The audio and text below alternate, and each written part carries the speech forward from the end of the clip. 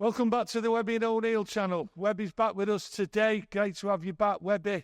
Listen, there's plenty of things going on. Bit of painting going on as we speak over the road. Yeah, bit of painting going on across the pre-season painting. With Erik Ten Hag, a lot going on. Obviously, the Ibiza things come up the other day. How do you see this scenario, what's gone on, Webby? I mean, a lot of people out there have said it's been chaos, it's been a joke.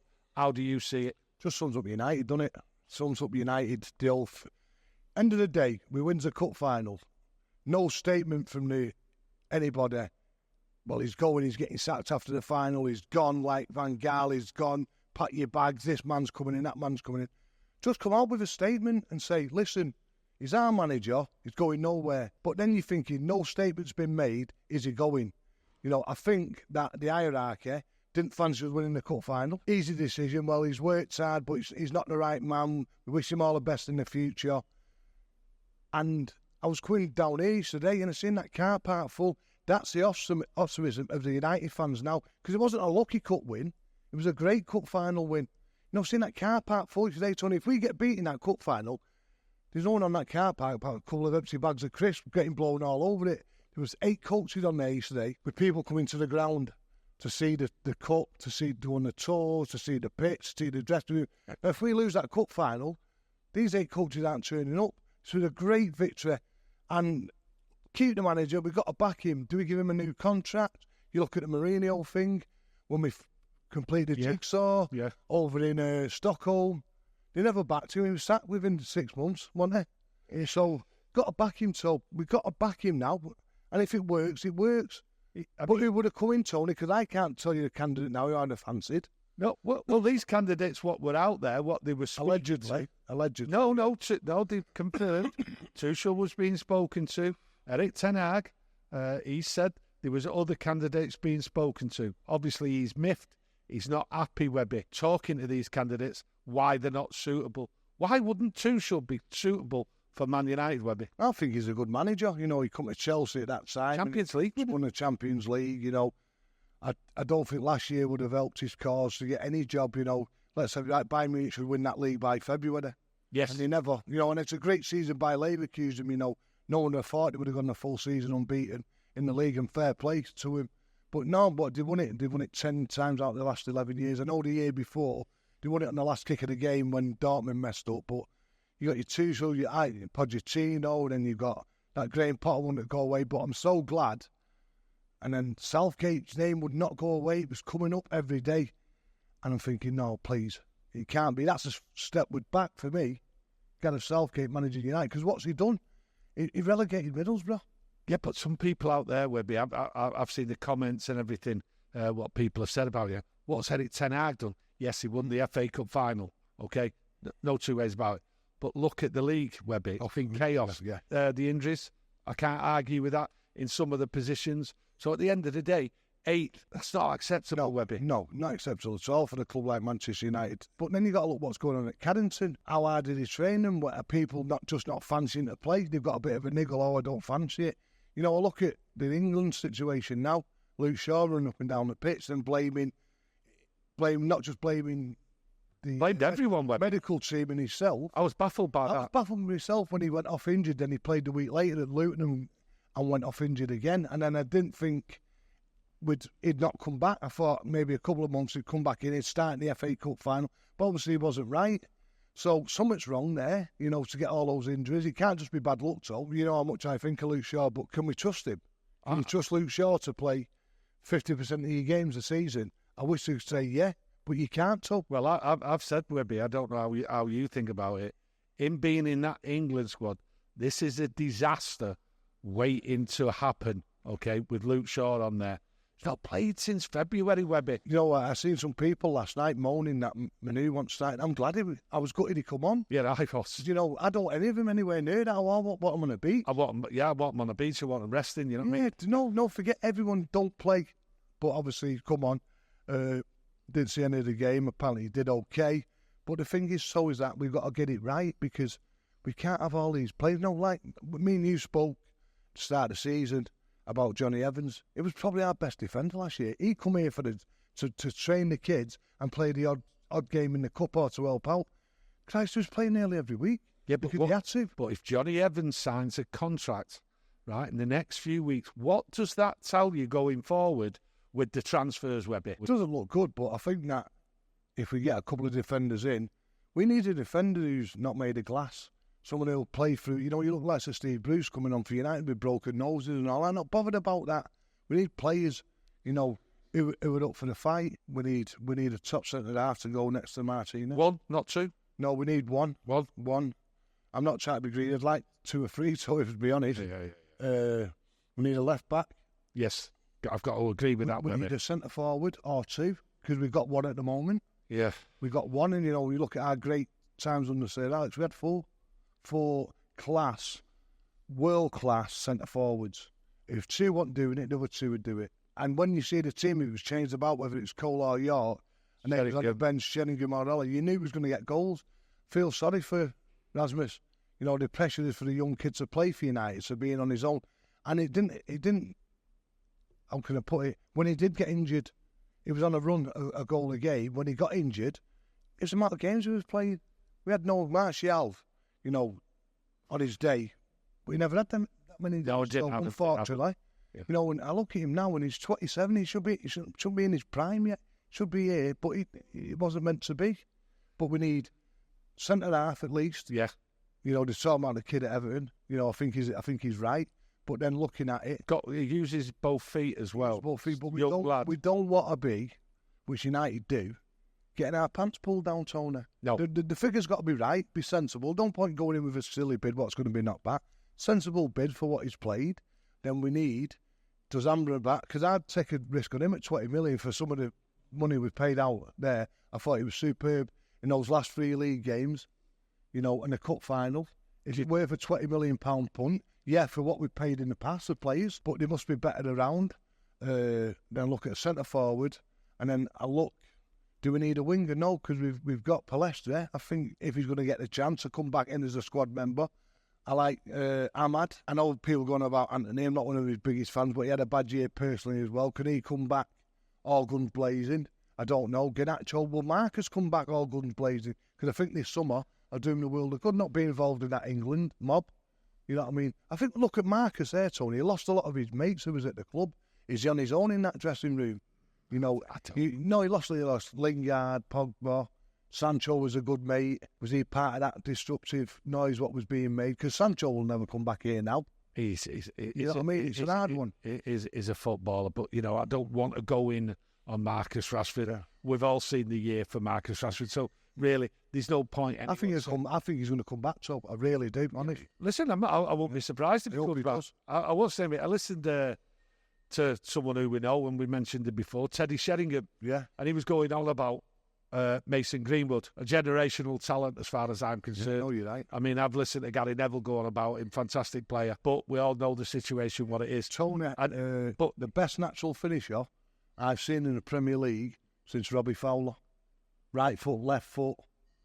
But obviously we know what's happened. Well, he's saying, sorry to interrupt, Teddy Sheringham saying the best thing for him, the best thing for the club and everybody is for him to move on. Yeah. Okay? You know, for him to play football without as much noise surrounding him, that's what he says. But he's sort of saying it's best that he leaves here because of the noise. Yeah. And he said it'll be really, really loud. Now, you know, I agree with that, and I think that's one of the reasons why I've always sort of like stuck to it. The noise is going to be too much. He's got a year left, so we need to get some money for him.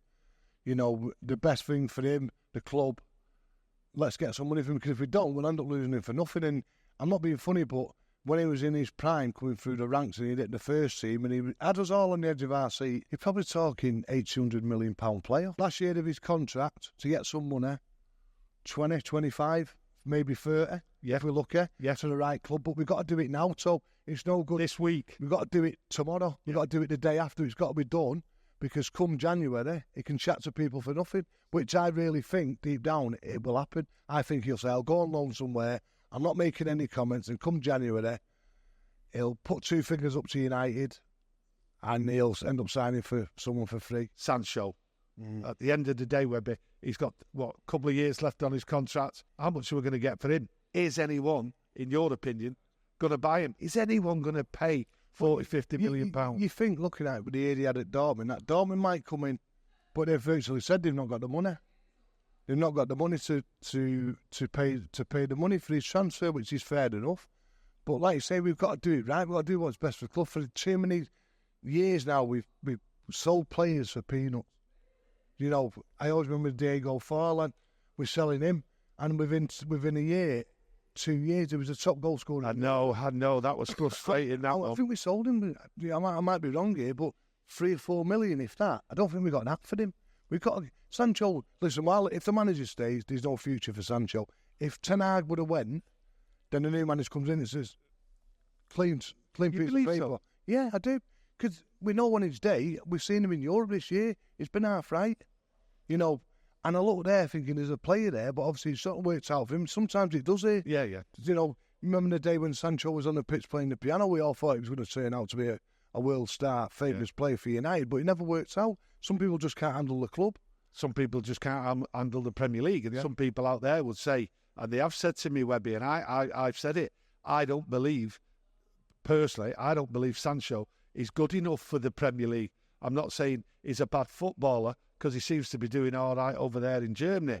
Now, is that his standard? I felt sorry for him at first because he was playing in all kinds of positions and you wouldn't see him for 3 or 4 games, and then he went through that spell where he scored 2 or 3 goals. He scored against Liverpool, he scored at Leicester away, looked good, cemented in the team, gets an injury, we don't see him, then the fallout with the manager, and then we send him on there. We've got to do what's best for the club, but not give him away for peanuts. It looks like he's going to go, so I'm pretty good, because when he first come to us, I was buzzing. Not just me, probably every United fan. I think a lot of people. Where we chased him, and we eventually got him, and he was a regular in the England team. Like now, if he would have got his head right and was playing, he'd be over in Germany now. But he's not going to be here, Webby. He's not going to be here. He's not going to be here. Erik Ten Hag's here. But then on the flip side of that, so God forbid that we have a disastrous start and Ten Hag gets a bullet and we've lost the playoff for 10-15 million, who a new manager could want in the team. It's an hard one, so do we send him on loan again next year? But then you say it's another year gone down in his contract. I don't know. So, but we've got to do what's best for the club. Casemiro, would you keep him or sell him? Well, if it's right, some of the money, what's been bantered about for him, allegedly from Saudi, I'd sell him. Allegedly, I'd sell him. Do you really see that money being paid for a man of his age? They'll pay for anything, won't they? Yeah. You know what I mean? I mean, listen, if they gave us 30 million, 40 million for Casemiro, I'd be over the moon. I'd snatch it straight away, Webby, without a doubt. Yeah, no, definitely. But talking some of the figures, that might just be his wages. You know, what he's going to be getting at, whatever. No, but you're right. So last year, it wasn't the greatest of years for him, and I felt sorry for him being put in the back, but we had no one else there. But I think some of his games last year, the year previous, it was superb. I want to look going forward, Webby. We've got Berrada in, okay. We've got Jason Wilcox, okay, and we've got Dan Ashworth. He's not here yet. Hopefully, he'll be here in the summer. Working with Erik Ten Hag. Okay, a lot of people out there think he's got power or he hasn't got power, but at the end of the day, Webby, he's got the right people working with him. He can't fail in the eyes of a lot of people out there, okay, because the people are there. So people what the club had wanted for years, you know, people with football knowledge, you know, no disrespect to Ed Woodward, he made the Glazers millions and millions, but he had the big Manchester United club brand behind him. I mean, you could sell that club around the world. Woodward was a rugby man, we all know that, and he wasn't up for the job. But now we've got the right people in, so there's no excuses, I'm afraid. No excuses. No excuses. I'm going to say Rome wasn't built in a day, so I'm not expecting us to challenge for the league or anything next year, but the improvement's got to start now. Champions League place? It's got to be. You've got to look for that. You've got to look for top 4. Yeah. You know, and make the fans still be excited come January, February, March. Yeah. Not just think, we've got Old Trafford's another game. If we win, we win. It'll bring us from 8th to 7th or 6th to 5th. You know, we've got to be pushing those teams. And these other teams are going to get stronger, so they're not going to sit. No, they're not. You know, I look at Chelsea, the run they had towards the end of last season, they'll improve. They've already bought the kid from Fulham. They're going to improve, you know what I mean? So Chelsea's got to be thrown. I'm not saying Chelsea's going to go for the time, but you got City, Liverpool, Villa, great team with a great manager, Tottenham, Chelsea, they're all there. So, and if you're not right at the ball, forget that top 4, you're getting nowhere near it. So basically, what's going on here this summer for Sir Jim Ratcliffe and INEOS is absolutely massive, because if he doesn't back Erik ten Hag by bringing in the players Erik wants, or what INEOS want, bringing in the right players. Okay, we've had some right duck eggs, as we say, right, some proper duck eggs. But this summer here has to be right, because if you look at Erik ten Hag there, right, they were talking about replacing him. I'm not too sure, right, whether Erik ten Hag is happy with the situation, what's happened behind his back. But Tony, if you was at Graft and someone was interviewing for your job and you were still there, rightly so. But that's a part and parcel of managing a big club. They've done it the wrong way. Yeah. It should have happened after the cup final when all the noise was coming up. Well, from the Crystal Palace game, if not before, the manager's going, his last match is the FA Cup final.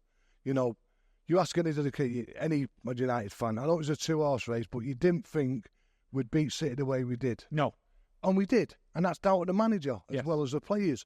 Now, give him a chance, but come out after the cup final, make a statement. Listen, he's our manager, he's in contract. Even if just that, just make a statement to get these breaths and all that way, because for 2 weeks, for a week and 2 weeks after it, he was still getting a sack on Sky Sports News. Yeah. You know, come out and make a statement. They make a statement about fixing the holes in the roof and all that and doing that. Come out and make a statement about the manager. He's staying or he's not. Poor, very poor. Are you predicting that a contract negotiations, what they're talking about, will go ahead and he will still stay here regardless? I'll tell you well, you'll know what he's given to spend. You know, if they don't fancy him, then surely not give him a war chest or whatever they can spend with financial fair play. Because they're thinking, well, you could buy this player, the incoming manager might not fancy that player. You know, then you got a player on a 4 or 5 year deal on big dough, and he's not in the system of the manager. So let's see who we buy. You know, back the manager, because like you're saying, tactically, that cup final, he couldn't have done it any better for me. He could not have done it any better. I agree with you. But let's see what they back him with. I'm hopeful for Erik. I really do, because I don't want to be one of those teams who sacks a manager every 2 years, like certain teams have done, and some every 6 months, certainly. Back the manager, let's see how it goes. But he needs a bit of luck. He's got no thing now. The players he's bringing in should be his players, not the players what have been left by previous managers. It's down to him now. Yeah. A lot of people out there would say this. He should not be here, right? And it's not acceptable if we see some of that football and the tactics what was played, okay? I'm playing devil's advocate because I want him to stay this year, okay? It won't be acceptable, some of that football, Webby. I've got to say it, you know what I mean? Never mind people out there what make the comments, Webby. A lot of that football at times was baffling, okay? That can't happen this year, surely. No, it don't. The fans won't have it. No. You know, the good thing about our fans, you know, we don't turn on players or managers. We don't turn on them. You know what I mean? I can't remember the last one, was it probably Fergie, the banner and all that. We don't turn on. We're very, very loyal fans. But we cannot witness what we witnessed for a lot of those games last year, Tony, because it was poor. Yeah. And you're getting up for like Liverpool in the cup match. Brilliant day. And then the week later, it was back to the poor again. And then you had the Coventry semi-final over the week that way. But the thing is, Tony, you've got no right to win any match. And I'm not saying that of any club you support. But Christ, effort, running, wanting to win. I want to see that, Tom. We didn't see that in some of the games. You look at the Bournemouth game here. I walked out after 30 minutes. Bournemouth on the 9th of December or whatever it was. Terrible. We can't have Crystal Palace away again. No. There's no excuses. No excuse. So down to the players, but the manager's always going to get the brunt of it because he's the manager who picks the team, but he's got to get the right signings in, he's got to be backed. And I think once everyone's fit, so I'm not going to come in here and say we're going to win the league and all that. But top four, by Christ, it's got to be. Got to be. I agree with you, Webby. If every player's fit and he gets a few signings in and he's backed, then I think it'll be nice. But at the end of the day, things go pear-shaped. Who knows what's going to happen? Webby, thanks for the... Pleasure, Tony. Thanks for seeing you again today. Hopefully you'll be back soon. Listen, thanks for joining us. Get your comments in and please help the channel. Smash that like button and please subscribe. Thank you very much.